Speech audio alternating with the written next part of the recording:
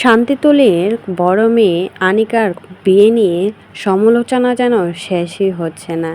এদিকে একের পর এক রহস্যজনক কথা যেন বেরিয়ে আসছে। সবাই তো কমেন্ট বক্সে বলছে মা বাবা যেমন হয় সন্তানও ঠিক তেমনই হয়। কারণ মা বাবাও কট খেয়ে কিছুদিন আগে বা কিছু বছর আগে বিয়ে করেছিল, আর তার গর্তে সন্তান হয়েছে, সে আর কতটুকু বালা হবে।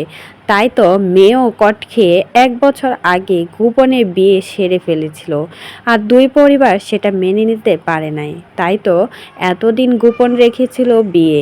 এতটুকু একটা বাচ্চা মেয়ে ক্লাস 7-8-এ পড়ে, এখনই এই অবস্থা। এখনই পালিয়ে বিয়ে করে ফেলেছে। হোস্টেলে যখন থাকতো একা একা মেয়ে, তখন নাকি এই ছেলের সাথে পরকীয়ায় লিপ্ত ছিল বা প্রেমের সম্পর্ক ছিল, আর প্রেম থেকে বিয়ে।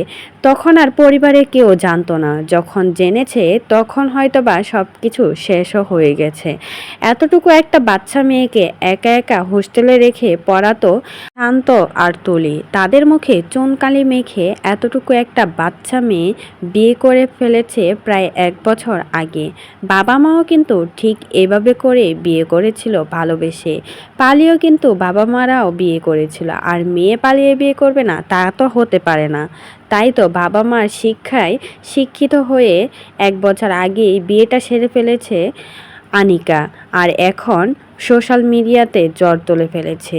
সবাই তো বলছে এতটুকু একটা বাচ্চা যেহেতু এভাবে করে বিয়ে করতে পারে, তাহলে বোঝাই যাচ্ছে ওদের ফ্যামিলিটা আসলে কোন লেভেলের। তা না হলে হয়তো বা এরকমভাবে এতটুকু একটা বাচ্চা বিয়ে করার সাহস পেত না।